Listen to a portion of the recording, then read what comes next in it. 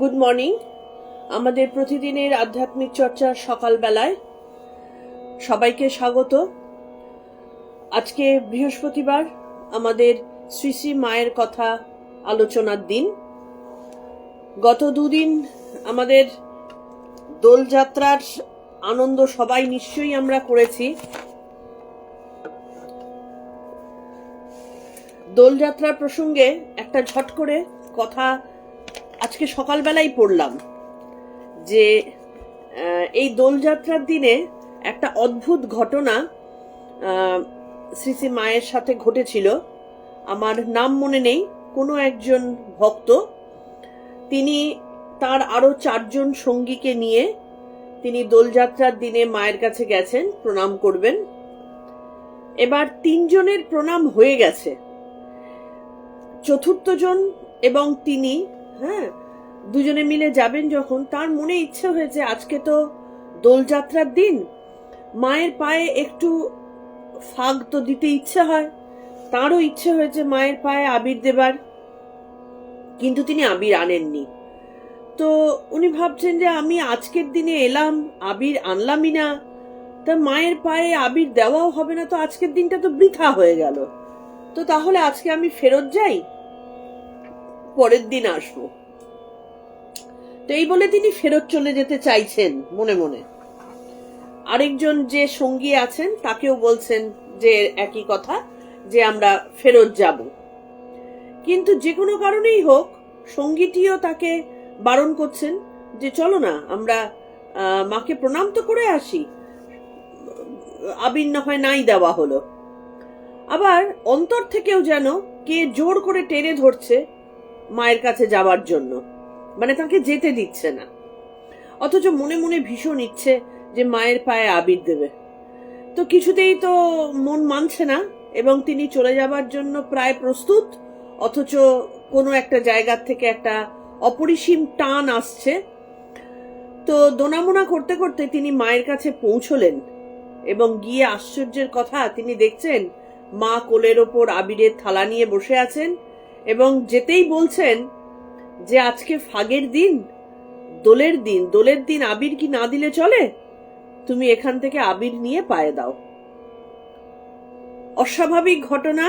ভদ্রলোক মানে আপ্লুত এবং বিস্ময়চকিত যে যে জিনিস তিনি মনে মনে ভাবছিলেন, মানে পরমাধ্যা মা তিনি সবার তো মনের কথা তিনি জানেন, তো তিনি কিভাবে দেখো নিজের কোলে আবির নিয়ে বসে আছেন এবং ভক্তের মনোবাঞ্ছা তিনি পূর্ণ করলেন। তো এই মাকে জানা বোঝা, তার চর্চায় আমরা বসেছি।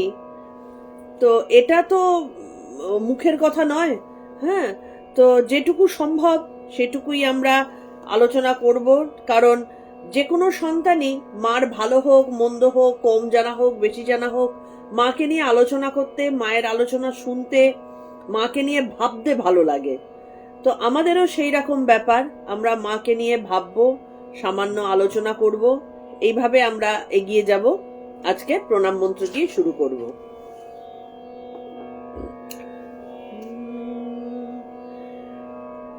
जननीं शारदां देवीं रामकृष्णं जगद्गुरुं पादपद्मे तयो श्रित्वा प्रणमामि मुहुर्मुहुः।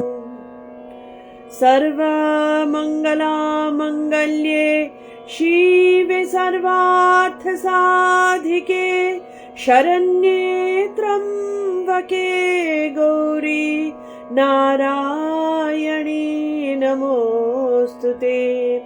सृष्टिस्थितिविनाशानं शक्तिभूते सनातनी गुणाश्रये गुणमये नारायणी नमोऽस्तुते।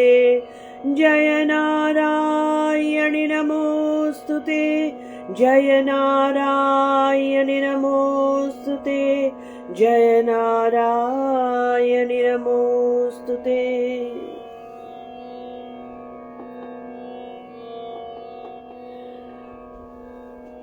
আমরা আগের দিন স্বামীজির দৃষ্টিতে মায়ের অবস্থান এইগুলো নিয়েই আমরা আলোচনা করছিলাম, এবং স্বামীজি যখন বেলুড়ের জমি তিনি যখন কিনতে পারলেন, মাকে তার হাতে তার পায়ে অর্পণ করে তিনি এটাই বললেন যে এই নাও তোমার এতদিনে নিজের জমি, নিজের জায়গা, তুমি এখানে এসে হাঁপ ছেড়ে বাঁচো। কেন হাঁপ ছেড়ে বাঁচো?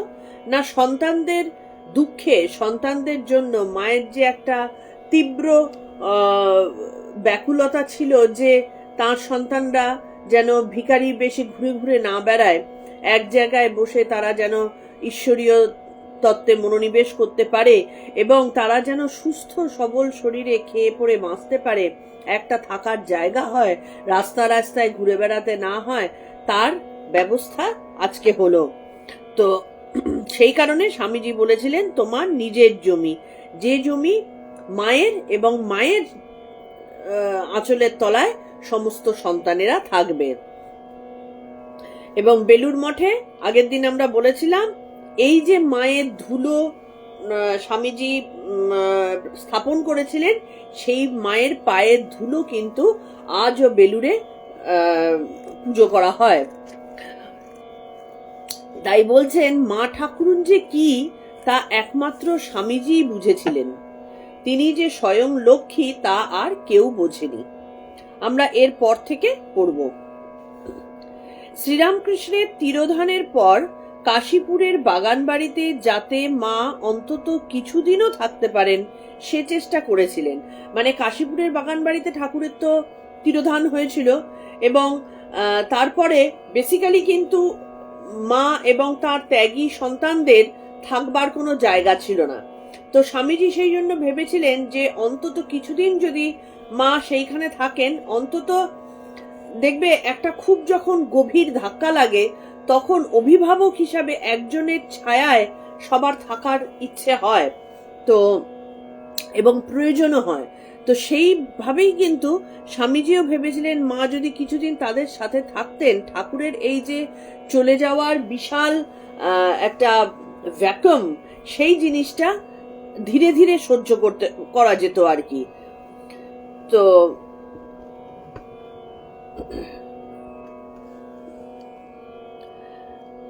মা নিজে বলেছেন, মার মুখের কথা, যে তার মানে শ্রীরামকৃষ্ণের যাবার পরে নরেন এরা বললে বাড়িটা 3 দিনও থাক, আমরা ভিক্ষা করে খাওয়াবো মাকে।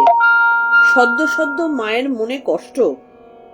রামদত্ত টত্ত এরা বললে তোদের আর ভিক্ষে করে খাওয়াতে হবে না, বাড়ি চুকিয়ে দিলে, মানে বাড়ি ছেড়ে দিলে। তারা রামদত্ত যারা ছিলেন তারা মানে বাড়িটাকে রাখতে রাজি হননি। কাশীপুর থেকে বলরাম বাবু শ্রীমাকে তাঁর বাগবাজারের বাড়িতে নিয়ে আসেন। সেখানে কয়েকদিন থাকার পর শ্রীমা বৃন্দাবনে বছরখানেক বাস করেন। এর ব্যয়ভার বলরাম বাবু প্রভৃতি ভক্তগণ বহন করেছিলেন। তাহলে সব সংসারী যারা, তারা যে সবাই যে শ্রী শ্রীমাকে একেবারে তখনই পরিপূর্ণভাবে জগদম্মা হিসেবে বুঝতে পেরেছিলেন তা তো নয়। তো সেই কারণে মায়ের থাকা, মায়ের ব্যবস্থা, এগুলো নিয়ে খুব অন্তরঙ্গ কয়েকজন ছাড়া সবাই কিন্তু চিন্তা করতে পারেননি। তো মায়ের ব্যয়ভার এবং মায়ের দায়িত্ব তার ত্যাগী সন্তানেরা গ্রহণ করতে চাইলেও বলরাম বাবু তিনি মায়ের বৃন্দাবনে থাকা এবং তার নিজের বাড়িতে কিছুদিন থাকার ব্যবস্থা তার দায়িত্ব সহকারে তিনি করেছিলেন। কিন্তু বৃন্দাবন থেকে ফিরে এসে মা কামারপুকুরে চরম দারিদ্র্যের মধ্যে বাস করছিলেন। রানী রাসমণির দৌহিত্র এবং মথুরবাবুর পুত্র ত্রৈলোক্যনাথ বিশ্বাস শ্রীমাকে মাসিক 7 টাকা করে দিতেন। মানে ঠাকুরের সময় যে তার পূজারী হিসাবে তার যে একটা মাইনে যাকে বলে দেওয়া হতো, সেটা কিন্তু কমে গেল। মায়ের কাছে মাত্র 7 টাকা করে ভাতা হিসেবে হয়তো দিতেন। কিন্তু কয়েক মাস পরে কয়েক মাস দেবার পর শ্রীমায়ের বৃন্দাবনে বাসকালেই কালীবাড়ির দিনু খাজাঞ্চি ও অন্যরা ওই টাকা বন্ধ করে দেয়। মানে মাত্র 7 টাকা, সেটাও বন্ধ করে দেওয়া হয়। মানে কতখানি নিরাশ্রয় করে দিয়েছিলেন সবাই মাকে আর কি। মানে তারা বোঝেননি লক্ষ্মীকে তারা কোন জায়গায় ঠেলে দিচ্ছেন। শ্রী রামকৃষ্ণের ভাতুষপুত্র রামলালেরও এই ব্যাপারে প্ররোচনা ছিল। মানে দুর্ভাগা ঠাকুরের ভাইয়ের ছেলে, মানে কতখানি কাছের রামলাল, তিনিও কিন্তু শ্রীসীমায়ের এই যে আর্থিক কষ্ট এবং শ্রীসীমাকে এই যে দূর করে দেওয়াই যাকে বলে, হ্যাঁ, তার পেছনে লাগা, এটার পেছনে তার নিজের লোক। মানে আমরা যে দুঃখ পাই যে আমার নিজের লোকই আমাকে কষ্ট দেয়, তাহলে জগদ্ধাত্রী মা তাকেও দেখো, যখন মানুষ রূপে তিনি জন্মগ্রহণ করেছেন, তাকে তার সংসার থেকে এই দুঃখগুলো পেতে হয়েছে, এই কষ্টগুলো, এই মানে নিজের লোকের কাছ থেকে বিট্রেড হওয়া বা নিজের লোকের কাছ থেকে এই যন্ত্রণা, হ্যাঁ, এই জিনিসটা তাকে সহ্য করতে হয়েছে। কিন্তু এ ব্যাপারে মায়ের কিন্তু কোনো অভিযোগ ছিল না। আমরা যেমন অভিযোগের পর অভিযোগ করে পাগল হয়ে যাই, মায়ের কিন্তু অভিযোগ ছিল না। মানে আমি আজকেই পুরোটা জাস্ট পড়িনি, আমি একটা কথার কথা বলছি। এই আমাদের নারদীয় ভক্তিসূত্রের মধ্যে লেখা রয়েছে যে যখন কোনো রকম উদ্বেল হয়ে যাওয়া ছাড়া, কোনো রকম মানে অতিষ্ঠ হয়ে না গিয়ে, যখন সম্পূর্ণভাবে ঈশ্বরের পাদপদ্মে মনকে স্থিত করে রাখা হয়, তখনই কিন্তু মানুষ সমস্ত কিছুর ওপারে যেতে পারে। তো আমরা হয়তো দুঃখকে গ্রহণ করি না, দুঃখকে হয়তো কোনো রকমে কি বলবো, কন্ট্রোল অবস্থার মধ্যে নিয়ে আসতে বাধ্য হই, কিন্তু তিতিক্ষা বলতে সেইটাকেই বোঝায় যখন শুধুমাত্র বাধ্য হয়ে জবরদস্তি আটকে রাখা না, সেটাকে মেনে নিয়ে উদ্বিগ্ন মনা হয়ে জীবনকে চালিয়ে দেওয়া, এটাই হচ্ছে তিতিক্ষা। হ্যাঁ, মানে ঈশ্বরের পাদপদ্মে তিনি যেটা করছেন সেটা তিনি করছেন, আমার তো চলে যাচ্ছে, হ্যাঁ, এইরকম ভাবে ছেড়ে দেওয়ার নাম হচ্ছে তিতিক্ষা। তো মা কিন্তু এখন, মা নিজে জগদ্ধাত্রী হলেও যেহেতু মানুষ রূপে তিনি এসেছেন, তাকে মানুষের মতন তো থাকতে হয়েছে, লীলা তো করতে হয়েছে। তো এই কারণে এই যে তিতিক্ষার অভ্যেস, এটা কিন্তু মা পূর্ণ মাত্রায় করেছিলেন। কারোর প্রতি কোনো অভিযোগ ছিল না, তার কি হবে, কিভাবে চলবে, কি খাবেন, কি পরবেন, সেই নিয়ে কোনো রকম ব্যাকুলতা ছিল না। তিনি শুধু ঈশ্বরের কাছে প্রার্থনা করেছিলেন তার ছেলেরা যেন রাস্তায় রাস্তায় ঘুরে না বেড়ায়, ব্যাস, নিজের জন্য কিছু চাননি। আবার দেখো, নিজের শ্রীরামকৃষ্ণের ভাইয়ের ছেলে, মানে তো তার নিজেরই, তো তিনিও এই কাজে প্ররোচনা দিয়েছেন। স্বামীজি ওই টাকা বন্ধ না করার জন্য খুব অনুরোধ করেছিলেন, কিন্তু কোনো ফল হয়নি। আজকের মানে দক্ষিণেশ্বর হয়তো বহু লোকের মানে দর্শনীয় স্থান, কিন্তু বেসিক্যালি দক্ষিণেশ্বর হয়েছিল যাদের জন্য, দক্ষিণেশ্বর তাদেরকেই কিন্তু সব থেকে বেশি কষ্ট দিয়েছে। এবং সেই কারণে দেখো, দক্ষিণেশ্বর এখন একটা, আমি তো লাস্ট গিয়ে দেখেছিলাম পিকনিকের জায়গা, বাইরে বসে বসে লোকে পিকনিক করছে। স্থান মাহাত্ম্যের যে ব্যাপার, সেই জিনিস কিন্তু অনেক কমে গেছে। যদিও ভবতারিণী মন্দিরে সবাই পুজো দিতে গিয়ে প্রাণ ভরে পুজো দিচ্ছে ঠিকই, তার কারণ এখনো পর্যন্ত ঠাকুর মায়ের প্রভাব সেখানে আছে তাই। কিন্তু যদি সময় সেই রকম ভাবে হয়, এই যে ঘটনাগুলো ঘটেছে, অপ্রয়োজনে মায়ের প্রতি বা ঠাকুরের প্রতি যে অবিবেচকমূলক কাজকর্ম, এটাতে কারোর ভালো হয় বলে তো মনে হয় না, এবং যথারীতি সেই স্থান মাহাত্ম্য চলেই যায়। তো যাই হোক, কোনো ফল হয়নি। কামারপুকুরে শ্রীমায়ের কষ্টের কথা জানাজানি হবার পরে ভক্ত সন্তানেরা মাঝে মাঝে শ্রীমাকে কলকাতায় এনে রাখতেন, কিন্তু মায়ের নির্দিষ্ট কোনো বাসস্থান ছিল না। এটা তো সত্যি কথাই। আজকে এখানে কালকে, ওখানে কালকে বলরাম বাবুর বাড়ি, পরশু অমুক জায়গায়, এরকম ঘুরে ঘুরে বেড়াচ্ছেন। তো এইরকম ভাবে কি কারোর এটাকে কোনো থাকার জায়গা বলে? থাকার জায়গা না। বিভিন্ন জায়গায় ভাড়া বাড়িতে তাঁর থাকার ব্যবস্থা হতো।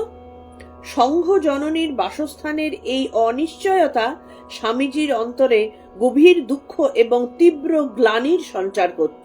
সুযোগ্য সন্তান তিনি, মায়ের এই কষ্ট যে মা কোনো স্থায়ীভাবে বসবাস করতে পারছেন না, মায়ের কোনো বাড়ি নেই, এইটা সন্তানের সেই রকম যোগ্য সন্তান বলেই না তার বুকে বেঁধেছিল, এবং তার মধ্যে প্রচন্ড গ্লানির করতো যে আমি আমার মাকে ঠিক জায়গায় রাখতে পারছি না। এর থেকে বড় দুঃখের আর কি আছে? তাই স্বামীজির বরাবরের বাসনা ছিল শ্রীমায়ের জন্য একটি স্থায়ী বাসস্থানের ব্যবস্থা করে দেওয়া। আমেরিকা থেকে লেখা স্বামীজির চিঠিতে তাঁর সেই উদ্বেগ এবং ব্যাকুলতার কথা তিনি বারবার প্রকাশ করেছেন। মানে স্বামীজি যখন আমেরিকা গেছেন তখনও কিন্তু মায়ের কোনো স্থায়ী বাসস্থান ছিল না। উদাহরণস্বরূপ উল্লেখ করা যেতে পারে 1894 খ্রিস্টাব্দে স্বামী শিবানন্দকে লেখা তার বিখ্যাত চিঠি।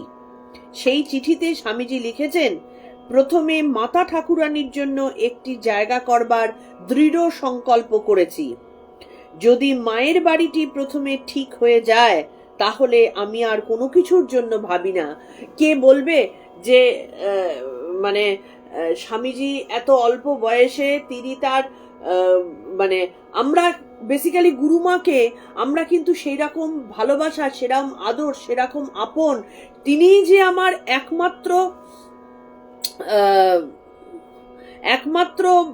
মা, হ্যাঁ, সেই বোধটা আমাদের নেই। কিন্তু স্বামীজি দেখো কতখানি সুযোগ্য সন্তান, যে তারই মাথার মধ্যে এসেছিল যে যতক্ষণ না আমি মায়ের জন্য একটা থাকবার স্থায়ী বাসস্থান ঠিক করতে পারবো ততক্ষণ অবধি কিন্তু আমার শান্তি নেই। এবং সেইটা হয়ে গেলে একটা কাজ ঝাড়া হাত পা হলো আর কি। দাদা, এই দারুণ শীতে গায়ে গায়ে লেকচার করে টাকার জোগাড় করছি, মায়ের মঠ হবে। মা চিন্তা করছেন কি সম্পর্ক, মা চিন্তা করছেন যে আমার সন্তানেরা যেন ঘুরে ঘুরে বেরিয়ে তাদেরকে ভিক্ষে করে খেতে না হয়। হে ঠাকুর, তুমি আমার সন্তানদের জন্য একটা স্থায়ী বাসস্থানের ব্যবস্থা করো। আর এদিকে সন্তান চিন্তা করছেন যে মাকে, আমাদের প্রিয় মাকে ঘুরে ঘুরে বেড়াতে হচ্ছে, তার কোনো স্থায়ী বাসস্থান নেই, কামারপুকুরে গেলে তাকে চরম দারিদ্রতার সম্মুখীন হতে হচ্ছে। এতগুলো সুযোগ্য সন্তান থাকতে মাকে দারিদ্রতা দেখতে হবে। সুতরাং আমার প্রথম কর্তব্য মায়ের একটা বাসস্থান তৈরি করা। এই হচ্ছে মা ছেলের সম্পর্ক। তুমি জমি কিনে জ্যান্ত দুর্গা মাকে যেদিন বসিয়ে দেবে সেই দিন আমি হাঁপ ছাড়বো। জ্যান্ত দুর্গা মা, স্বামীজির মনের মধ্যে খালি খচখচ করছে যে তিনি মাকে চিনতে পেরেছেন, যে জ্যান্ত দুর্গা তিনি এখানে ওখানে ঘুরে বেড়াচ্ছেন, তার দুঃখের শেষ নেই। তিনি ওই কটা টাকার জন্য তাকে ছেঁড়া শাড়ি পরে থাকতে হচ্ছে, তাকে তার বাড়ি ঘুরে বেড়াতে হচ্ছে। তাকে যখন আমি প্রতিষ্ঠিত করতে পারবো, জ্যান্ত দুর্গাকে যেদিন বসাতে পারবো সেদিন আমি হাঁপ ছাড়বো। মানে স্বামীজির মনের ইচ্ছেটা কি ছিল, মনের মধ্যে তিনি সারাদিন কি পোষণ করতেন, সেইটা একবার ভাবতে হবে। তার আগে আমি দেশে যাচ্ছি না, কারণ আমেরিকায় স্বামীজি তো খুব ল্যাভিশ লাইফ লিড কিন্তু করেননি, তাকে প্রচন্ড কষ্ট করতে হয়েছে। প্রচন্ড পরিশ্রমের ফলে স্বামীজিকে আলটিমেটলি বহু অসুখ তাকে ধরে ফেলেছিল, এবং কি বলবো, মানে আরাম করে কোনো ব্যাপার হয়নি। তিনি হয়তো তার ওই বক্তৃতার মাধ্যমে বিভিন্ন জায়গায় তিনি বেদান্ত প্রতিষ্ঠার মাধ্যমে তিনি গুরু হিসাবে প্রতিষ্ঠিত হয়েছিলেন ঠিকই, কিন্তু খুব আরামের জীবন কিন্তু তিনি পাননি। তো সেই কারণে কি বলছেন যে আমি পরিশ্রম করে করে ঠান্ডার মধ্যে বিভিন্ন জায়গায় এই যে আমি লেকচার করে টাকার জোগাড় করছি, লোকে হয়তো ভাবতে পারে এটা নিয়ে যে কিরকম সাধু, যে সে টাকা রোজগারের জন্য এসছে, কিন্তু সাধুর অন্তরের কথা তো সবাই জানতে পারে না। তিনি চাইছেন জ্যান্ত দুর্গার মঠ প্রতিষ্ঠা করতে। তাই তিনি বলছেন যে যতদিন না আমার হাতে সেই জমি কিনে মাকে প্রতিষ্ঠিত করবার মতন অবস্থা হচ্ছে, ততদিন আমি দেশে ফিরছি না। যত শীঘ্র পারবে, টাকা পাঠাতে পারলে আমি হাঁপ ছেড়ে বাঁচি। মায়ের জমিটা যেমন করেছো, আমি হুপ করে আসছি আর কি। মানে মায়ের জমির জন্যই তিনি জাস্ট মানে কি বলবো, ওখানে পড়ে রয়েছেন। জমিটা বড় চাই, বিল্ডিং আপাতত মাটির ঘর ভালো, ক্রমে ভালো বিল্ডিং তুলবো, চিন্তা নাই। মানে প্রথমে জমিটার প্রয়োজন, প্রথমেই মানে কত পরিকল্পনা তিনি করেছেন। মার ঘুরে ঘুরে বেড়াচ্ছেন, তার কোনো জায়গা নেই। এইটার মতন দুঃখ একজন সুযোগ্য সন্তানের আর কিছু হতে পারে না। তো স্বামীজি সেই দুঃখ বোধ করছেন বলে প্রতি মুহূর্তে তিনি চিন্তা করছেন যে জমি কেনা হলে আমরা তো বিশাল বড় লোক নই যে অট্টালিকা বানিয়ে ফেলতে পারবো, তাহলে প্রথমে জমি কেনা হোক, প্রথমে ছোট মাটির ঘর হোক, তারপর ধীরে ধীরে বিল্ডিং তোলা হবে। আবার 1894 খ্রিস্টাব্দেই স্বামী ব্রহ্মানন্দকে স্বামীজি লিখেছেন, একবার শিবানন্দ মহারাজকে লিখেছেন, আরেকবার স্বামী ব্রহ্মানন্দকে লিখছেন, মা ঠাকুরানীর জন্য জমি খরিদ করিতে হইবে, তাহা ঠিক করিবে। অর্থাৎ বিল্ডিং আপাতত মাটির হোক, পরে দেখা যাইবে, কিন্তু জমিটা প্রশস্ত চাই। দূরদর্শিতা, জমিটা যেন বড় হয়, আগে বিল্ডিং চিন্তা করার দরকার নেই, জমিটা বড় হলে ধীরে ধীরে সব হবে। কি প্রকারে কাহাকে টাকা পাঠাইব, সমস্ত সন্ধান করিয়া লিখিবে। 1894 খ্রিস্টাব্দের 25শে সেপ্টেম্বর মঠের সকলকে লক্ষ্য করে স্বামীজি রামকৃষ্ণানন্দকে লেখা তার চিঠিতে ওই একই কথার পুনরাবৃত্তি করেছেন। সবাইকে বারবার করে বলছেন, মায়ের জমি চাই, মায়ের জমি চাই, এক ধ্যান জ্ঞান, মায়ের জন্য জমি চাই। মা ঠাকুরানীর জন্য একটা জায়গা খাড়া করতে পারলে তখন অনেকটা নিশ্চিন্তি। বুঝতে পারিস, 2-3 হাজার টাকার মতো একটা জায়গা দেখ, জায়গাটা বড় চাই। কতবার বলছেন, বিভিন্ন জনকে বলছেন। আপাতত মেটে ঘর, কালে তার ওপর অট্টালিকা খাড়া হয়ে যাবে। যত শীঘ্র পারো জায়গা দেখো, আমাকে চিঠি লিখবে। স্বামীজি তো মানে রজগুণে ভরপুর, তাকে কর্ম করতে হবে। ঠাকুর পৃথিবীতে তাকে রেখেছেন কর্মের জন্য, তার হাতে সময় কম। ঠাকুর জানতেন, ঠাকুর তো ওই সমুদ্র শাস্ত্রটা ভালো জানতেন। তিনি স্বামীজির নিঃশ্বাস প্রশ্বাস দেখে বুঝেছিলেন যে তার আয়ু কম। তো এটা আমি জানি না, আমার ধারণা স্বামীজিরও নিশ্চয়ই জানা ছিল। তিনি তার জন্যে অল্প সময়ের মধ্যে সমস্ত কিছু করে ফেলতে হবে তাড়াতাড়ি, এইরকম একটা ব্যাপার ছিল যে তাড়াতাড়ি মায়ের ইয়েটা করো। আর মাকে ওইভাবে দিনের পর দিন ঘুরে ঘুরে বেড়ানো, এটা কোনো সন্তানের পক্ষেই সহ্য করা সম্ভব নয়। তাই বলছেন, যত শীঘ্র পারো জায়গা দেখো, আমাকে চিঠি লিখবে। কালীকৃষ্ণ বাবুকে জিজ্ঞাসা করবে কিরকম করে টাকা পাঠাতে হয়, কুকের দ্বারা কি প্রকারে। মানে এখনকার দিনে যত সহজে টাকা এদিক ওদিক করা যায়, তখন তো ব্যাপারটা খুব সহজ ছিল না। তো কি করে টাকা পাঠাতে হয় সেইটা জানতে চাইছেন। কুক হচ্ছে একটা সংস্থা। জায়গাটা বড় চাই, তারপর দেখা যাবে। আমাদের জন্য চিন্তা নাই, ধীরে ধীরে সব হবে। কলকাতার যত কাছে হয় ততই ভালো। একবার জায়গা হলে মা ঠাকুরানীকে সেন্টার করে গৌরমা, গোলাপ মা একটা বেডল হুজুক মাচিয়ে দিক। মানে এই যে ত্যাগী সন্ন্যাসিনীগণ, তিনি চাইছেন ভারতবর্ষের জায়গায় জায়গায় এই সমস্ত সন্ন্যাসিনীদের মতন এক একজন গার্গী মৈত্রী গড়ে উঠুক। তো সেই গড়ে যে উঠবে, একটা যদি কেন্দ্র না থাকে, কেন্দ্র থেকে সব বিচ্ছুরিত হয়, সেই কেন্দ্রটা ভীষণভাবে প্রয়োজন ছিল। তো সেই কেন্দ্রটা কি হবে? জগদ্ধাত্রী মূল তিনি যেখানে বসে থাকবেন সেটাই হবে কেন্দ্র। তা স্বামীজি সেই কারণে একটা ইয়ে করছেন যে আগে মায়ের জায়গাটা হয়ে যাক, সেইটাকে সেন্টার করে যত মানে আমাদের গৌর মায়ের মতন, গোলাপ মায়ের মতন এক একজন রয়েছেন, মায়ের যে অষ্টসখীর, এই সখীদের মধ্যে এক একজন, তারা একটা বিশাল আর কি বিশালতার সূচনা করুক। 1 মাসের মধ্যেই পলি লিখেছে ওই বিধিনিষেধের কথা। হ্যাঁ, খুব সত্যিকারেরই এখন ইয়েতে যেতে গেলে শুধুমাত্র বিধিনিষেধ বলে না, ওই যে মেট্রোর পাশ দিয়ে যে একটা মানে কি বলবো, একটা বেশি শহুরেপানা বা বেশি আধুনিকীকরণ, এই জিনিসটা তো আমাদের কোনোভাবেই আর সেই ঠাকুরের পঞ্চবটী, ঠাকুরের সাধন ক্ষেত্র, এই ব্যাপারটাকে আর মনে করায় না। মানে যে কারণে আমি লাস্ট বোধহয় বছর 5 আগে একবার গিয়েছিলাম, আর যাই না, এবং সেদিনই প্রতিজ্ঞা করে এসেছিলাম আর যাব না। আমার মনের মধ্যে যে পুরনো দেখা আছে সেটাই থাক, ঠাকুরের ঘরে গিয়ে বসতে পারতাম তখন, এখন তো আর সেখানে বসা যায় না। যাই হোক, 1 মাসের মধ্যেই আবার 1894 খ্রিস্টাব্দের 22 অক্টোবর স্বামীজি এই কথাই স্বামী রামকৃষ্ণানন্দকে পুনরায় স্মরণ করিয়ে দিচ্ছেন। মানে কতবার, একবার দুবার না, স্বামী রামকৃষ্ণানন্দকে দুবার 25 অক্টোবর করিয়েছেন, আবার 22 অক্টোবর মনে করাচ্ছেন। তার আগে তোমার এই যে কাকে যেন তোমার স্বামী শিবানন্দকে তিনি লিখছেন। মানে বারবার স্বামীজির ধ্যান জ্ঞান একটাই কথা, যে তাড়াতাড়ি করো, তাড়াতাড়ি করো।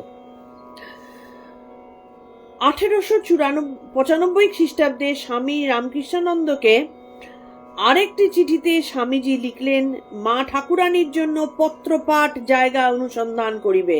মানে 94 খ্রিস্টাব্দে 22 অক্টোবর আবার স্মরণ করালেন, আবার 95 খ্রিস্টাব্দে তিনি বলছেন যে যখনই তুমি পত্র পাবে সাথে সাথে মায়ের জন্য জায়গার অন্বেষণ করো, কোনোভাবে আর দেরি করা নয়।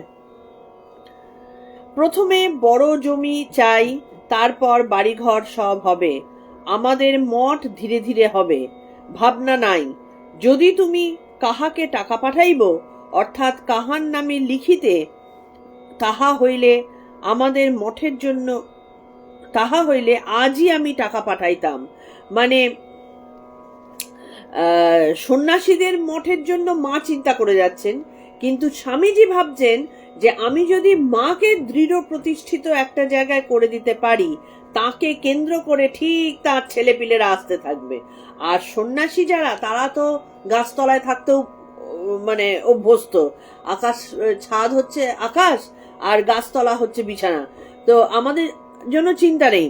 কিন্তু যদি মাকে প্রতিষ্ঠিত করে দেওয়া যায়, মাকে ঘিরে মঠ আপনি প্রতিষ্ঠিত হবে। তাই তিনি বলছেন যে আমি যদি তুমি যদি আজকে বলো টাকা কখন পাঠাতে হবে, আমি আজকেই পাঠাবো, মানে এখনই করতে হবে। আগে মায়ের জমি দেখো, পরে আমাদের মঠের জন্য একটা জমি দেখিতে থাকবে। কাছাকাছি হওয়া চাই, অর্থাৎ দুইটা জমি যাহাতে অতি নিকটে হয় এমন চেষ্টা করিবে। কারণ মাকে দূরে রাখা সন্তানের পক্ষে সম্ভব নয়। আবার মা যদি দূরে থাকেন, এই যে মায়ের যে অবস্থানের জন্য সন্ন্যাসীদের মধ্যে যে সংঘ তৈরি হওয়া বা সংঘ জননী রূপে তাকে পাওয়া, এইটা একটু অসুবিধে হতো। তো সেই কারণে স্বামীজি কি বলছেন, যে দুটো জমি যাতে কাছাকাছি হয়, মঠের জমি এবং মায়ের জমি দুটো কাছাকাছি দেখার কথা চেষ্টা করবে। কলিকাতা হইতে কিছু দূরে হয়, চিন্তা নাই, দুটো জমির কথা ভুলবে না, এবং তোমাদের মধ্যে কে এই কার্যের ভার লইবে তাহা লিখিবে। অপিচ গিরিশ ঘোষ ও অতুলের সহিত পরামর্শ করিবে। গিরিশ ঘোষ তিনি গৃহী সন্ন্যাসী ছিলেন বেসিক্যালি। তাহলে গিরিশ ঘোষ, এবং তিনি বয়োজ্যেষ্ঠও ছিলেন, সেই জন্য স্বামীজি কি বলছেন, কারোর দুজনের কথা এদের সাথে পরামর্শ করবে। একা একা সবাই তো আর অত ম্যাচিউর না, কিন্তু ত্যাগী বটে, এবং সবার পক্ষে অত বৈষয়িক চিন্তা করা সন্ন্যাসীদের পক্ষে সম্ভব না। সেই কারণে তিনি বলছেন গিরিশ ঘোষ এবং অতুলের সাথে পরামর্শ করিবে। স্বামী ব্রহ্মানন্দকে 1895 খ্রিস্টাব্দে একটি চিঠিতে লিখছেন, যার মনে সাহস, হৃদয়ে ভালোবাসা আছে সে আমার সঙ্গে আসুক, বাকি কাউকে আমি চাই না। মার কৃপায় আমি একা 1 লাখ আছি, 20 লাখ হব। এই হচ্ছেন মায়ের সন্তান। মানে মায়ের আশীর্বাদ যদি সাথে থাকে এবং সন্তান যদি তা অনুভব করতে পারে, সেই সন্তান মানে বীরেরও বীর হতে পারে। স্বামীজি সেইটা অনুভব করেছিলেন। এবং কিরকম মা? আমাদের মতন আত্মকেন্দ্রিক মা কি না, ইনি হচ্ছেন জগদ্ধাত্রী মা। তিনি এই পুরো জগৎকে ধরে রেখে আজকে মানবী রূপে এসে তিনি রামকৃষ্ণ সংঘের সংঘ মাতা হিসাবে তিনি আজকে রয়েছেন। তাই তার আশীর্বাদ নিয়ে স্বামীজি গেছেন বিদেশে। তাই জন্য বলছেন কি, আমি একাই 1 লাখ 20 লাখ হব। আর যাদের মধ্যে মনে ভালোবাসা আছে আর সাহস আছে, তারা এসো আমার সাথে, বাকি কাউকে হাবিজাবি লোক নিয়ে লাভ নেই। আমার একটি কাজ হয়ে গেলেই আমি নিশ্চিন্ত। রাখাল ভায়া, তুমি উদ্যোগ করে সেইটি করে দেবে মা ঠাকুরানীর জন্য একটি জায়গা। দেখো, এইটুকু আমরা পড়লাম। প্রত্যেক মাসে মাসে বোধহয় স্বামীজি সবার কাছে চিঠিতে জানাচ্ছেন মায়ের জায়গা, মায়ের জায়গা, মায়ের জায়গা। তার অন্য কোনো দিকে মনোযোগ নেই, কারণ তিনি জানেন মায়ের জায়গা প্রতিষ্ঠিত না হওয়া মানে আমি কুসন্তান, আমি মাকে তার সুখ দিতে পারলাম না, তাকে আনন্দ দিতে পারলাম না। আর তিনি জানেন যে মায়ের সংঘ প্রতিষ্ঠিত হলে সেই সংঘের প্রভাবে বাকি সন্ন্যাসীদের দ্বারা সংঘ তৈরি হয়ে যাবে। সেই জন্য খালি বলছেন, রাখালকে আবার বলছেন যে ভায়া তুমি উদ্যোগ করে সেইটি করে দেবে।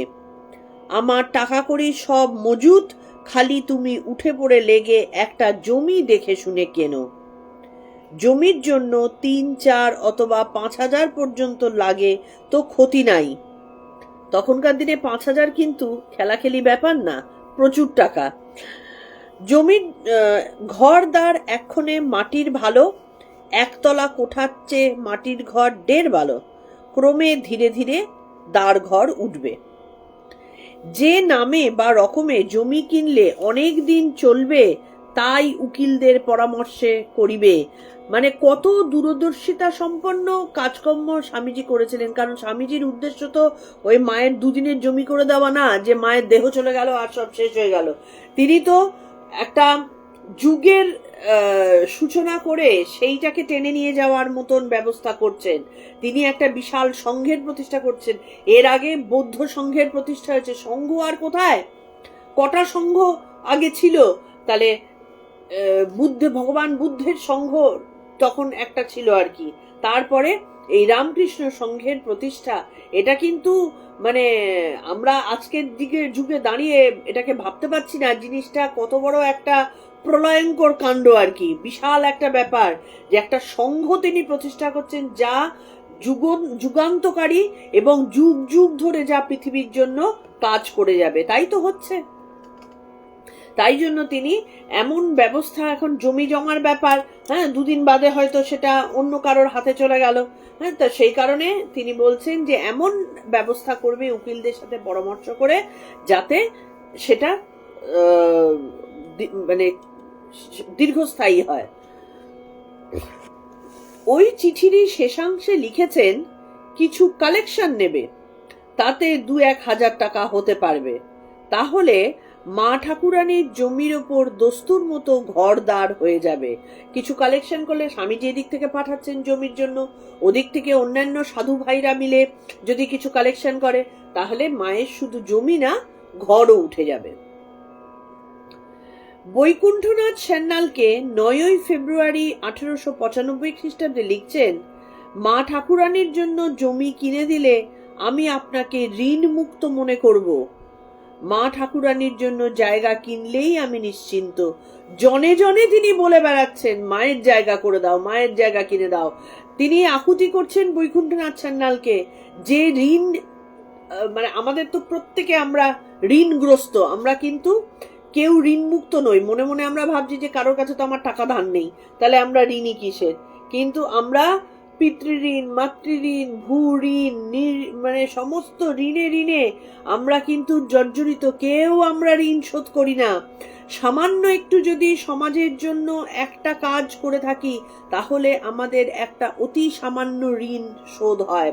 তো আমরা তো কোনো ঋণই শোধ করতে পারি না, না সমাজের জন্য কিছু করতে পারি, না কারোর জন্য কিছু করে থাকি আর কি। যদি বা করে থাকি, তার এগেনস্টে বহু কামনা আমাদের মনের মধ্যে থাকে, বা একটা কিছু রিটার্ন আমাদের মনের মধ্যে থাকে। সুতরাং ঋণ কিন্তু শোধ আমাদের হয় না। কিন্তু স্বামীজি বলছেন যে যদি মায়ের জন্য এই জমিটা কিনে দেওয়ার ব্যবস্থা আপনি করতে পারেন, তাহলে আপনাকে ঋণ মুক্ত মনে করব। রামকৃষ্ণ মিশনের প্রবীণ সন্ন্যাসীদের সূত্রে জানা যায়, স্বামীজি এদেশে ফিরে এসেও কলকাতায় মায়ের স্থায়ী বাসস্থানের জন্য জমি ক্রয় এবং গৃহ নির্মাণ সম্পর্কে গুরু ভাইদের সঙ্গে মাঝে মাঝেই আলোচনা করেছেন। এমনকি এখন যেখানে মায়ের বাড়ি, সেই জায়গাটিও স্বামীজি সম্ভবত দেখে রেখেছিলেন, এবং ওই জমির মালিক কেদারচন্দ্র দাসের সঙ্গে তার কথাবার্তাও হয়েছিল। মায়ের বাড়ি এখন যেটা কলকাতায়, নর্থ কলকাতায় আর কি, বলরাম বাবুর বাড়ির কাছেই যেটা, হ্যাঁ, সেটাও কিন্তু স্বামীজিরই দেখা, এবং ওটাই মায়ের স্থায়ী বাড়ি কলকাতায় হলো। কিন্তু 1902 সালে স্বামীজির হঠাৎ তিরোধানের পরে কিছুদিনের জন্য ব্যাপারটি চাপা পড়ে। 4 বছর পরে 1906 খ্রিস্টাব্দে 18 জুলাই কেদারচন্দ্র দাস মায়ের বাড়ির জমিটি বেলুর মঠকে দান করেন। 1907 খ্রিস্টাব্দের শেষ দিকে স্বামীজির গ্রন্থাবলীর বিক্রয়লব্ধ সঞ্চিত 2700 টাকা ও আরো কিছু অর্থ ঋণ করে স্বামী শারদানন্দ বাড়ি তৈরির কাজে লাগেন। শরৎ মহারাজ, যাকে মায়ের ভারী, মা নিজে বলতেন, মানে মায়ের ভার নিতে কি সবাই পারে, সেই শরৎ মহারাজ দায়িত্ব নিয়ে সেই স্বামীজির গ্রন্থগুলো বিক্রি করে যে 2700 টাকা পাওয়া গিয়েছিল, প্লাস ওই তোমার নাম কি, কেদারচন্দ্র দাস, তিনি এই যে জমি দান করলেন, এবং অন্যান্য সবাই মিলে যে কিছুটা কালেকশন করে তিনি 1907 সালে অর্থ ঋণ করে তিনি লোন নিয়ে মায়ের বাড়ি তৈরির কাজে লাগেন। এই হচ্ছে ছেলে। 1908 খ্রিস্টাব্দের শেষ ভাগে বাড়ি তৈরি শেষ হয়। 1909 খ্রিস্টাব্দের 23 মে শ্রীমা এই বাড়িতে পদার্পণ করেন। আহা, কত কষ্টের সন্তানের বাড়ি স্বামীজি সারা জীবন ভর মায়ের বাড়ি মায়ের বাড়ি মায়ের বাড়ি করে তার দেহ চলে গেল। হ্যাঁ, ব্যবস্থা তিনি অবশ্যই করে গিয়েছিলেন, তার আগে সংঘ প্রতিষ্ঠাও হয়ে গেছিল, কিন্তু মায়ের বাড়ি অত সহজে হয়নি।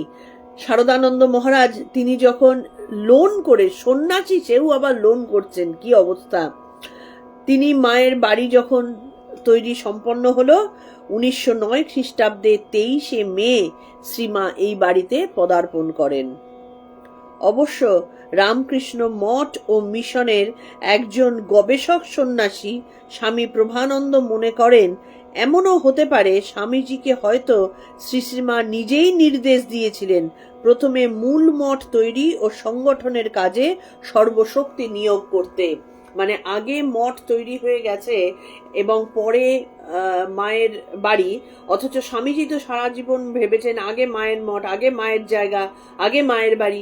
কিন্তু শ্রীশ্রীমা নিশ্চয়ই নির্দেশ দিয়েছিলেন, সেই কারণে স্বামীজি আগে মূল মঠ প্রতিষ্ঠা করলেন এবং তার জন্য সর্বশক্তি নিয়োগ করে মায়ের বাড়িটা তার পরে হয়েছিল, উল্টো হয়ে গিয়েছিল আর কি।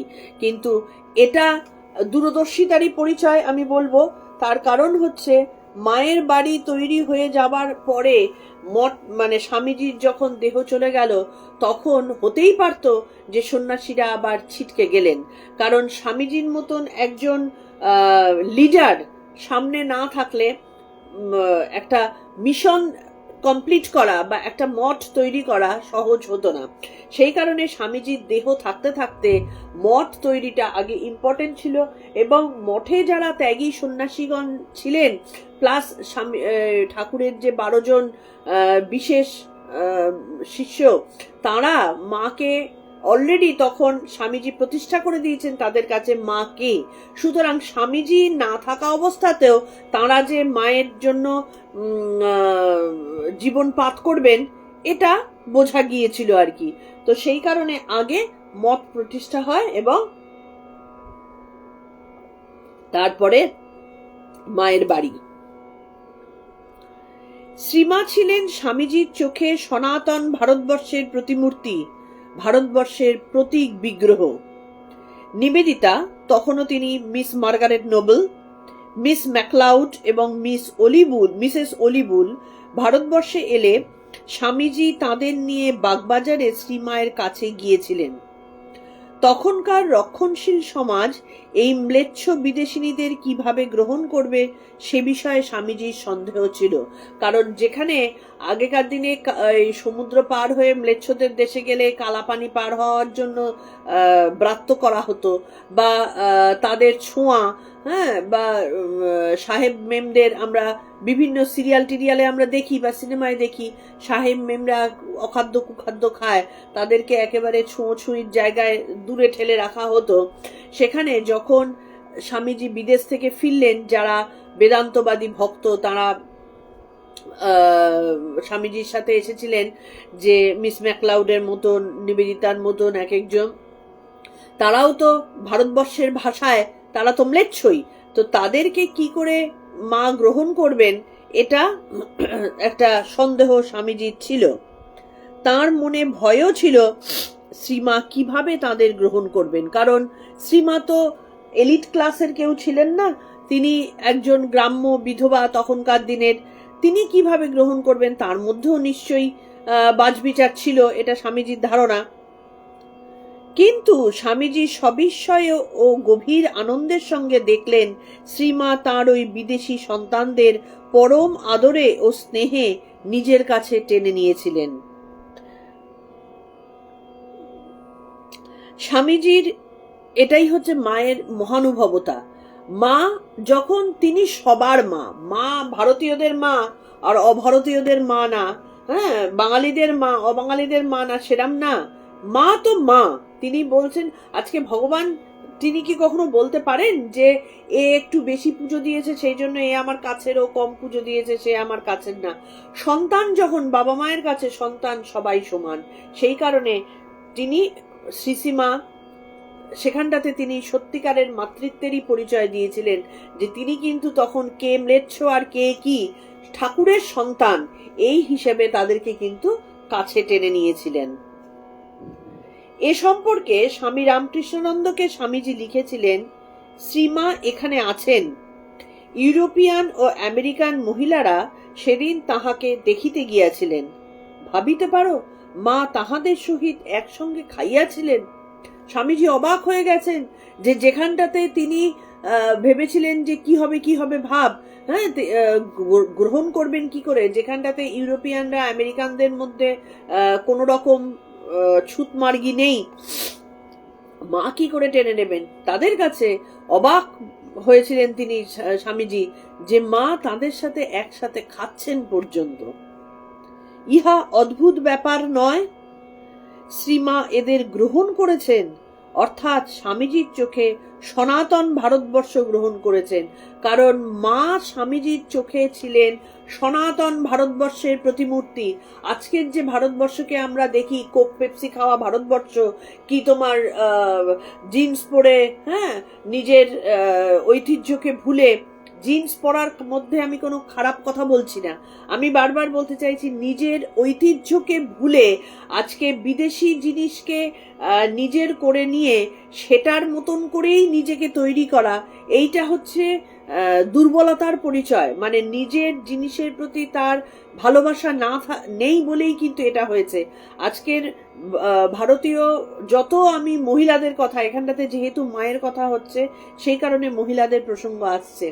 আমি ভারতবর্ষের বহু জায়গায় ঘুরে ঘুরে কাজ করি, তো সেখানটাতে আমি বহু জায়গায় দেখেছি খুব বিশেষ কিছু লোক ছাড়া অধিকাংশই তার নিজের শিক্ষা দীক্ষা সংস্কৃতি সনাতনী পুরো ব্যাপারটাকে ভুলে গিয়ে এই বিদেশি কালচারটাকে আপন করাটাকে স্মার্টনেস বলে মনে করে আর কি।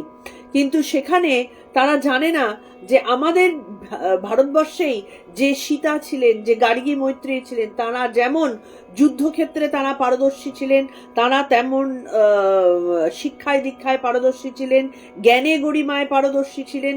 কোন অংশে তারা কম ছিলেন যে তাদেরকে তাদের রূপ, তাদের চেহারা, তাদের শক্তি, তাদের বুদ্ধিমত্তা, তাদের জ্ঞান কোনটা কম ছিল যে আমরা তাদেরকে ত্যাগ করে, তাদেরকে ভুল ভেবে আমরা বিদেশি জিনিসকে অ্যাকসেপ্ট করলাম। সেইটাই স্বামীজি আজকে জানলেন, বুঝতে পারলেন যে মা তিনি ছিলেন এই সনাতন, আমাদের যে ভারতীয় সনাতনের প্রতিমূর্তি। আমাদের ভারতীয় সনাতন সংস্কৃতিতে মাতৃত্ব হচ্ছে শ্রেষ্ঠ একটা পরিচয়, তিনি সেইটার প্রতিমূর্তি। তাহলে সেই মা তিনি এই বিদেশিদেরকে গ্রহণ করেছেন, তাদের সাথে বসে খাচ্ছেন, এইটার মানেটা হচ্ছে ভারতীয় সনাতন ধর্ম এদেরকে অ্যাকসেপ্ট করেছে।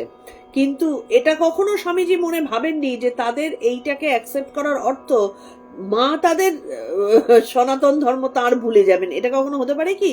কিন্তু আমরা আজকের যুগে তাই করেছি। আমি বাইরে বাইরেও দেখি যে দেখো, যখন এক একজন বয়স্ক মহিলারা অদ্ভুত অদ্ভুত বেশভূষা পরে নিজেকে স্মার্ট মনে করছেন, এবং স্মার্ট মনে করছেন কিভাবে? নিজের ঐতিহ্য সুলভ যে পোশাক আশাক সেইগুলোকে বাতিল করে। মানে সেখানটাতে দেখো, কর্মসূত্রে অনেককে অনেক কিছু করতে হয়, অনেক সময় সুবিধার জন্য করতে হয়, সেইটা আলাদা কথা। কিন্তু নিজের ঐতিহ্য, নিজের সৌন্দর্যকে বাতিল করে অন্যটাকে গ্রহণ করার মধ্যে তারা স্মার্টনেস খুঁজে পাচ্ছেন, এইটা বড় লজ্জার আর কি। তো যাই হোক, মা কিন্তু তার এই যে সনাতনী শিক্ষা, সনাতনী চেহারা, পুরো সনাতনী যে তার চিন্তা ভাবনা, এই দিয়েই কিন্তু জগতের কাছে তখনও পূজিত হয়েছিলেন, আজও পূজিত হয়ে চলেছেন, ভবিষ্যতেও হবেন। তো স্মার্ট কে বেশি হলো, কে বা বেশি বুদ্ধিমান হলো, কে বা বেশি মানে ইন্টেলিজেন্ট হলো আর কি, এইটা বুঝতে হবে। তো স্বামীজি তাই ভাবছেন যে মা তাদেরকে গ্রহণ করেছেন, মানে সনাতন ভারতবর্ষ তাদের গ্রহণ করেছেন। এই উদারতা ওই যুগে একজন অশিক্ষিতা রক্ষণশীল হিন্দু বিধবার পক্ষে অকল্পনীয়। মানে অশিক্ষাই তো আমাদের দেশটাকে কুড়ে কুড়ে খাচ্ছে, সেখানটাতে মায়ের এই আচরণটাকে কি অশিক্ষা বলা যায়? এটা কিন্তু আমাদের কাছে কোশ্চেন মার্ক। যে অশিক্ষা কে লালন পালন করে সে তো সবাইকে দূরে ঠেলে দেয়, মা তাদেরকে কাছে টেনে নেন, তাহলে মা কি অশিক্ষিত হলেন? বা তখনকার দিনের হিন্দু সমাজ, যেখানটাতে ঘরে একটা সাদা চামড়াকে কখনো ঢুকতে দিতেন না, এমনকি ডাক্তারদের পর্যন্ত ঢুকতে দিতেন না, কি না ঘর অপবিত্র হয়ে যাবে, মা সেখানে তাদেরকে গ্রহণ করলেন। তাই বলছেন যে শ্রীমা ছিলেন অতুলনীয়া, তার তুলনা তিনি নিজেই।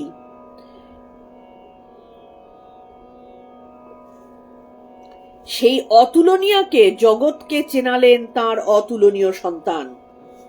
তাহলে তিনি ছিলেন খাপে ঢাকা তরোয়াল, তাকে সেই খাপ থেকে খুলে জগতের সামনে প্রতিষ্ঠিত করলেন তার অতুলনীয় সন্তান স্বামী বিবেকানন্দ। সন্তান মাকে জগতের কাছে প্রতিষ্ঠিত করে দিলেন যে ইনি জগদ্ধাত্রী, তোমরা দেখো। শেষ দিকে একদিন মাকে প্রণাম করে স্বামীজি বলেছিলেন, মা, এইটুকু জানি তোমার আশীর্বাদে আমার মতো তোমার অনেক নরেনের উদ্ভব হবে, শত শত বিবেকানন্দ উদ্ভূত হবে। কিন্তু সেই সঙ্গে আরো জানি তোমার মতো মা জগতে এই একটি, আর দ্বিতীয় নেই। তাহলে মা যিনি, তিনি তো বিভিন্ন ধরনের সন্তান তার প্রসব করতে পারেন।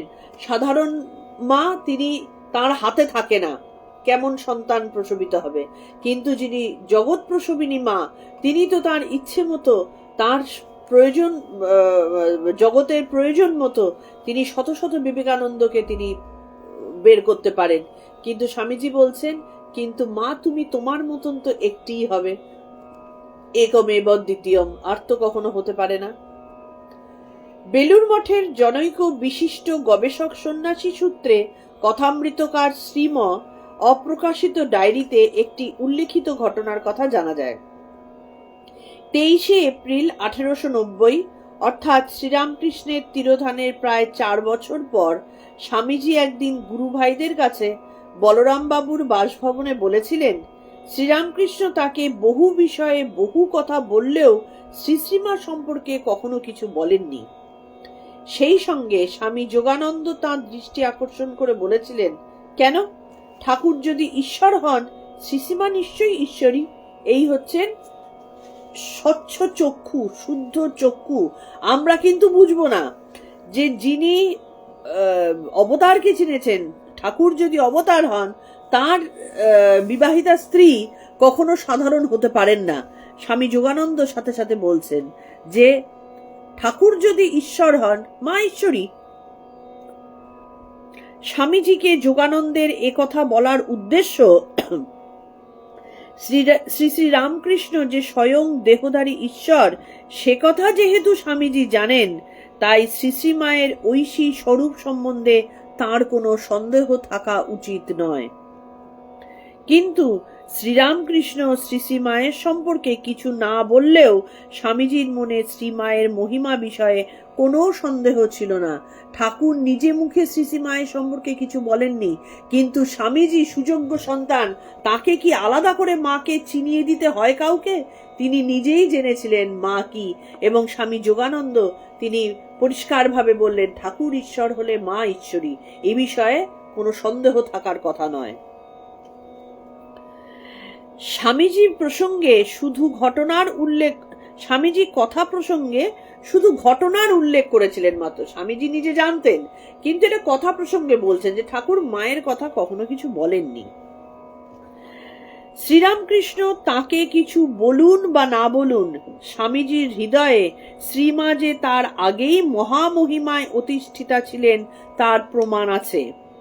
বলরাম বাবুর বাড়িতে স্বামীজি ওই কথা বলার মাস দুয়েক আগে 14ই ফেব্রুয়ারি 1890-তে বলরাম বাবুকে লেখা চিঠিতে আমরা প্রবন্ধের আগেই দেখেছি শ্রীমায়ের প্রতি স্বামীজির শ্রদ্ধা ভক্তি কি অপরূপ ভাবেই না আত্মপ্রকাশ করেছিল। শ্রীরামকৃষ্ণ জানতেন সত্য উপলব্ধির ক্ষমতা নরেন্দ্রের সহজাত, কোনো প্রয়োজন ছিল না নরেন নিজেই জেনে নেবে, বরং ঠাকুর যদি মায়ের সম্পর্কে বলতে যেতেন হয়তো মাকে ছোট গণ্ডির মধ্যে বাধা হয়ে যেত। স্বামীজি নিজে উপলব্ধি দ্বারা জেনে নিলে মাকে পরিপূর্ণভাবে জানতে পারবেন, এটা ঠাকুর জানতেন। তাই তিনি কিছু না বললেও নহবতের মা আর মন্দিরের মা ভবতারিণী যে অভেদ, এই উপলব্ধি স্বামীজির আর্য প্রজ্ঞায় যথাসময়ে প্রতিভাত হবে। আর্য প্রজ্ঞা মানে কি? শিক্ষিত। আর্য মানে শিক্ষিত, শিক্ষিত এবং বুদ্ধিদীপ্ত তার যে ক্ষমতা, সহজাত ক্ষমতা, সেটাতে তিনি নিজেই বুঝতে পারবেন। এটা ঠাকুর জানতেন যে মন্দিরের মা আর নহবতের মা শ্রী শ্রীমা অভেদ। শ্রীরামকৃষ্ণ চেয়েছিলেন নরেন্দ্র শ্রীশ্রীমাকে শ্রীরামকৃষ্ণের দর্পণে না দেখে তাঁর স্বস্বরূপেই চিনুক, কারণ ঠাকুর যদি বলেন তার কথা অনুযায়ী স্বামীজির বিচার হতো। কিন্তু স্বামীজি এই যে নিজে জানলেন, সেই জানাটা কিন্তু অনেক বড়, সেটার মধ্যে কোনো দর্পণে প্রতিফলনের মতন নয়, সেটা প্রত্যক্ষ। তা না হলে শ্রী শ্রীমাকে নরেন্দ্র শ্রদ্ধা করবেন গুরুপত্নী হিসাবে, শ্রীরামকৃষ্ণের সহধর্মিণী হিসাবে, তাহলে তা প্রতিফলিত হবে মহিমার প্রতি শ্রদ্ধা জ্ঞাপনে, সে শ্রদ্ধা স্থায়ী হবে না। স্বামীজি যদি ঠাকুরের কথায় মাকে ভালোবাসতেন, মা ঠাকুরের কথায় মাকে ভক্তি করতেন, তাহলে তিনি গুরুপত্নী হিসাবে জানতেন, ঠাকুরের সহধর্মিণী হিসাবে জানতেন। অরিজিনাল মা কি জিনিস সেটা তিনি বুঝতে পারতেন না। আজকে এই যে নিজের জ্ঞানে, নিজের বুদ্ধিতে, নিজের শিক্ষায় তিনি জানলেন, এটাই কিন্তু চিরস্থায়িতা লাভ করবে, এটা ঠাকুর জানতেন। শ্রীরামকৃষ্ণ জানতেন নরেন্দ্রনাথ যেমন তার ভাবী বার্তাবহ, তেমনি শ্রীমায়েরও। নরেন্দ্রনাথ জগৎকে শুধু শ্রীরামকৃষ্ণকেই চেনাবে না, চেনাবেন শ্রীশ্রীমাকেও। শুধু স্বামীজি যখন বিদেশের মাটিতে গিয়েছেন, সারা পৃথিবীতে তিনি যখন ভারতীয় সনাতন ধর্মের কথা প্রচার করছেন, তার মাধ্যমে শ্রীরামকৃষ্ণকে সারা পৃথিবী জানতে পারছে। তাহলে স্বামীজি শুধু শ্রীরামকৃষ্ণকে চেনাবেন না, শ্রী শ্রী মায়ের জন্য স্বামীজি সুযোগ্য সন্তান। নরেন্দ্রনাথ গুরু ভাইদের কাছেও তুলে ধরবেন সংঘ জননী শ্রী শ্রী মায়ের প্রকৃত স্বরূপ। তাহলে স্বামীজি না থাকলে কে চেনাতো? স্বামীজি বুঝেছিলেন মাকে, কারণ স্বামীজির মধ্যে সেই আর্য মনোবৃত্তি ছিল, আর্য সুলভ তার ক্ষুরধার বুদ্ধি ছিল। সবার তো অত স্বচ্ছতা থাকে না, তাই মাকে চেনাটাও অত সহজ হতো না যদি না স্বামীজি না চিনিয়ে দিতেন। সে কারণে অপরোক্ষ উপলব্ধির আলোতেই প্রকৃত সত্য স্বামীজির কাছে অপাবৃত হোক, তাই ছিল শ্রীরামকৃষ্ণের অভিপ্রেত। তিনি চেয়েছিলেন স্বামীজি ডাইরেক্ট মাকে চিনতে শিখুক, ডাইরেক্ট জগদ্ধাত্রীকে বুঝে নিক। আমরা জানি না ঠিক কোন সময় সেই উপলব্ধি স্বামীজির হয়েছিল, তবে প্রাপ্ত তথ্যের ভিত্তিতে আমরা দেখেছি 1890 খ্রিস্টাব্দের প্রারম্ভে শ্রীমা সম্পর্কে স্বামীজির দৃষ্টি ও ধারণা কি রূপ নিয়েছিল। প্রথম থেকেই স্বামীজি কিন্তু মাকে শ্রদ্ধা ভক্তি করতেন এবং সেটা চরমতম অবস্থায় পৌঁছেছিল 1890 খ্রিস্টাব্দের প্রথমেই। তাই তিনি মা মা মা মা করে পাগল হতেন। মায়ের জায়গার জন্য, মাকে প্রতিষ্ঠিত করবার জন্য তিনি এমন পাগল হয়েছিলেন। এবং ঠাকুরের কাছে যাবার জন্য স্বামীজির যে একটা ঠাকুর আর স্বামীজি যেন দুই বন্ধু, কিন্তু মায়ের কাছে মা আর সন্তান, সেখানটাতে স্বামীজি ভাবে আপ্লুত হয়ে পড়তেন এবং নিজেকে শুদ্ধতম করবার জন্য সদা প্রচেষ্ট থাকতেন। এবং মায়ের কাছে যাবার সময় তিনি ছোট বাচ্চা ছেলের মতন হয়ে যেতেন, সঁপে দিতেন পরিপূর্ণভাবে। এই ছিলেন মা স্বামীজির দৃষ্টিতে, যার মাধ্যমে আজকে এই জগৎ, আমরা যে মাকে বুঝতে পারছি, মাকে যে আসনে বসিয়েছি, তার উদ্যোক্তা ছিলেন স্বামীজি। কেন ছিলেন স্বামীজির মতন একজন মানে বিশাল মানব? তিনি কি জন্যে মাকে একজন গ্রাম্য ঘরের বিধবা হিসেবে তিনি শুধু দেখেননি, গুরুপত্নী হিসেবে শুধু দেখেননি, তিনি চিনতে পেরেছিলেন এই সনাতন ভারতবর্ষের প্রতিমূর্তি হিসেবে। তাহলে তিনিই ভারত মাতা, তিনি মানে আমাদের জগদম্বা, তিনিই আমাদের ধাত্রী, তিনিই আমাদের জগৎ ধারণ করে রেখেছেন। তাহলে এই পরিচয়টা স্বামীজি পরিপূর্ণভাবে তিনি পেয়েছিলেন, যেটা সমাজে সকলের কাছে তিনি পরবর্তীতে প্রতিষ্ঠিত করে গিয়েছিলেন। আজকে তাহলে আমাদের এইটুকুই। আমরা মায়ের কথা আলোচনায়